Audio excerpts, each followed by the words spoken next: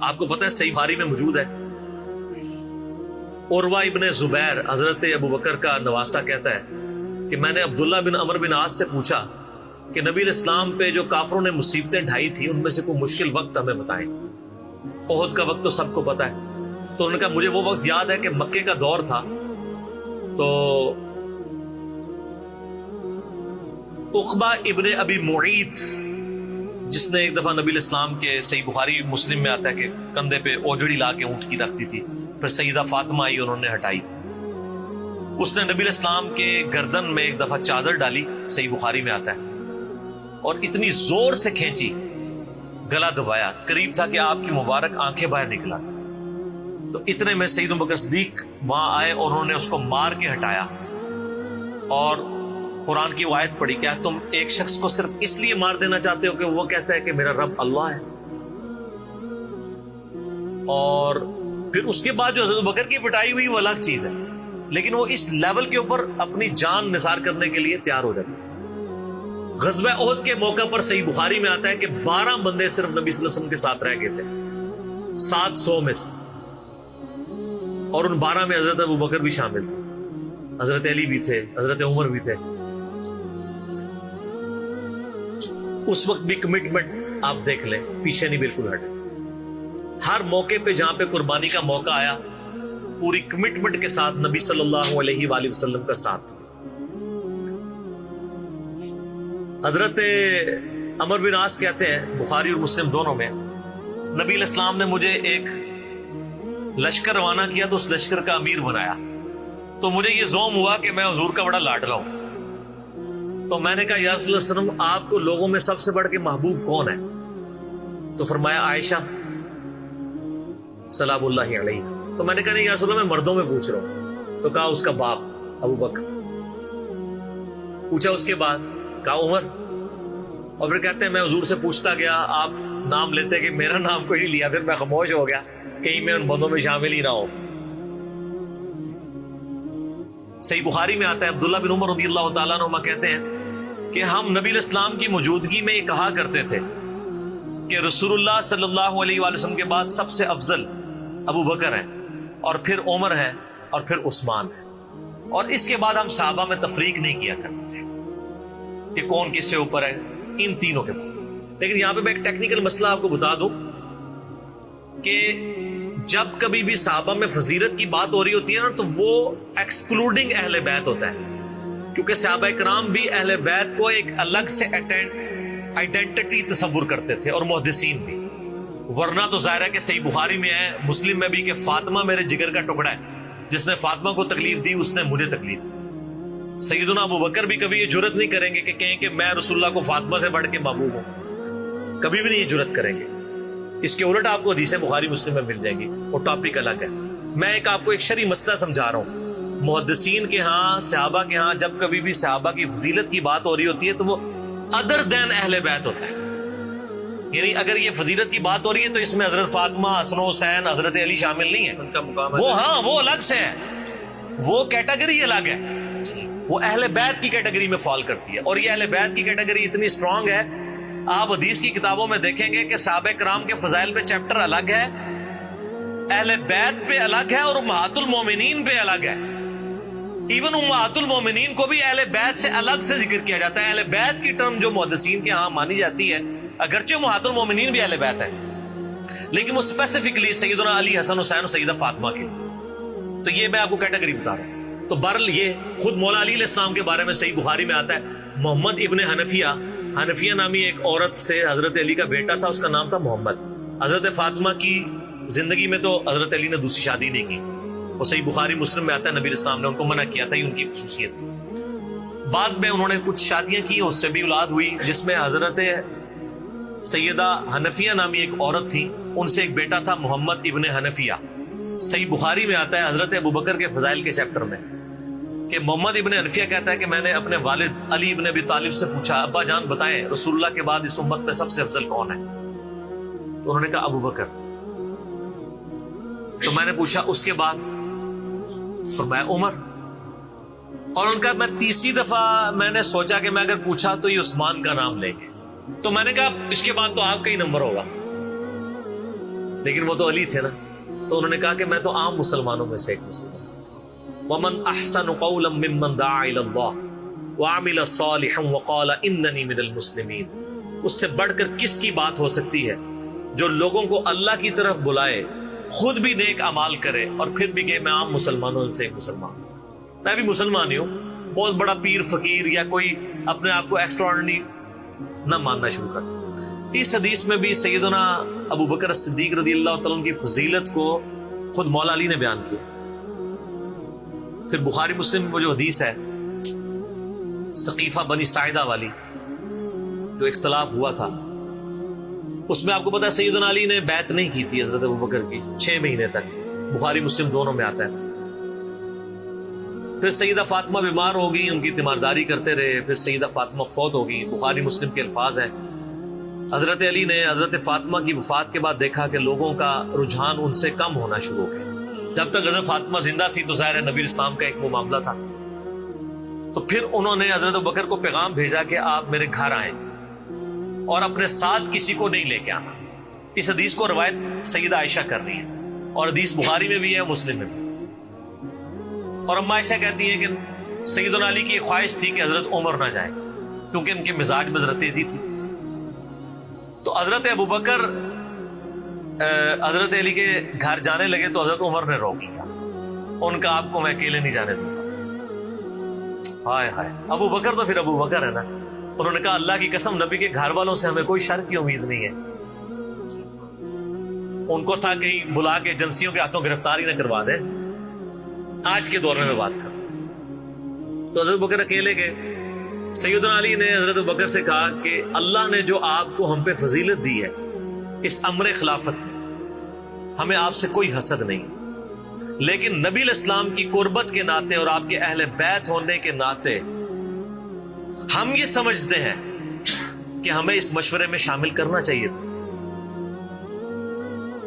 تو سیدنا ابوبکر نے رونا شروع کر دیا۔ رونے کا مطلب یہ تھا کہ انہوں نے اس چیز کو ایکسپٹ کیا کہ یہ ٹیکنیکلی مسئلہ مس ہینڈل ہوا ہے، لیکن وہ کیوں ہوا وہ میں نے پورا 3 گھنٹے کا لیکچر ریکارڈ کروایا۔ مسئلہ 55B، وصی رسول کون ہے اور حدیث قرطاس کا تحقیقی جائزہ۔ جب رونا شروع کیا تو سیدنا علی نے کہا کہ بس اب میں آپ کی اعلانیہ بیعت کروں گا، یہ ہے للہیت، ورنہ وہ کہتے کہ ابوبکر میں بیعت کرتا ہوں باہر جا کے بتا دینا، یہ کام ہوتا تو اکڑ والا ہوتا، لیکن وہ تو علی تھے، اکڑ تو دور دور تک نہیں تھی، زہد تھا، عاجزی تھی، اللہ کا تعارف تھا۔ کہا میں اعلانیہ بیعت کروں گا آپ کی۔ آج کے ہوتے تو کہتے جی باہر جا کے آپ بتا دیں، میں ایک ٹویٹ کر دوں گا پیچھے سے کہ بس ہو گئی ہے ہمارا آپس میں۔ ظہر کے وقت بخاری مسلم کے الفاظ ہیں سیدنا ابو بکر نماز کے بعد ممبر پہ چڑھے اور حضرت علی کے فضائل بیان کیے اور پھر بیان کیا کہ ان کے بیعت نہ کرنے کی وجہ کیا تھی، اور پھر ممبر سے نیچے اتر آئے۔ پھر حضرت علی ممبر پہ چڑھے اور حضرت ابو بکر کے فضائل بیان کیے اور اپنے بیعت نہ کرنے کی وجوہات بتائیں، اور پھر اعلانیہ بیعت کی، اور حضرت علی ممبر سے اترے تو تمام مسلمان پھر حضرت علی سے خوش ہو گئے کہ انہوں نے اس مسئلے میں قربانی والا معاملہ کیا۔ تو یہ بھی ایک موقع تھا۔ اس میں الفاظ ہیں کہ حضرت ابوبکر کہتے ہیں اللہ کی قسم حضرت علی سے روتے ہوئے کہ مجھے نبی کے گھر والے اپنے گھر والوں سے بڑھ کے عزیز ہیں۔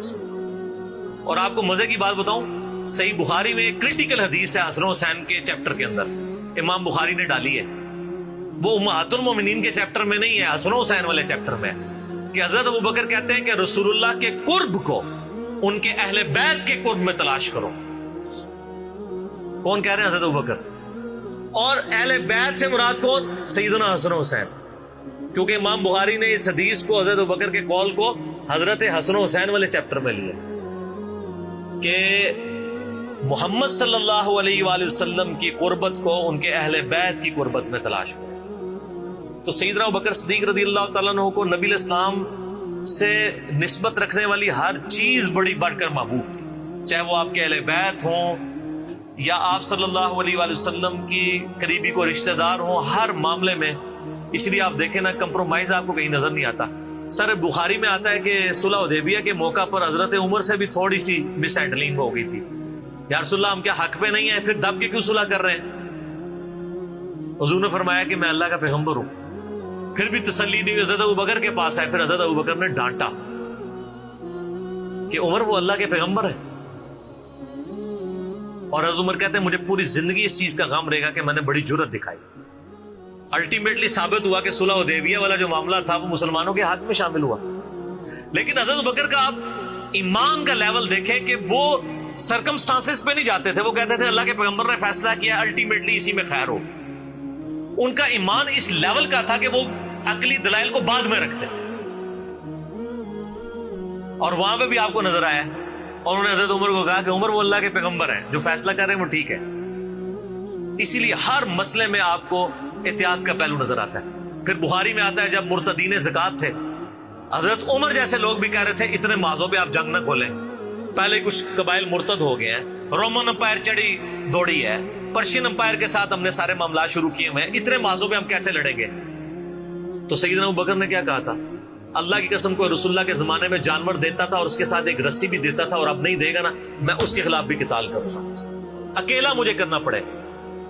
جس طرح نماز اللہ کا حق ہے، اسی طریقے سے زکات بھی اللہ کا حق ہے۔ جو نماز اور زکات میں فرق کرے گا میں اس کے خلاف قتال کروں گا۔ وہ ریٹ آف دی گورنمنٹ کو چیلنج کر رہا ہے۔ حضرت عمر کے الفاظ ہیں بخاری میں کہ اللہ تعالیٰ نے ابوبکر کا سینہ کھول دیا تھا اس مسئلے میں، اور ابوبکر کی باتیں سن کے ہمارا سینہ بھی کھل گیا، حالانکہ پورے صحابہ ایک طرف کھڑے تھے، ابوبکر ایک طرف کھڑے ہوئے تھے۔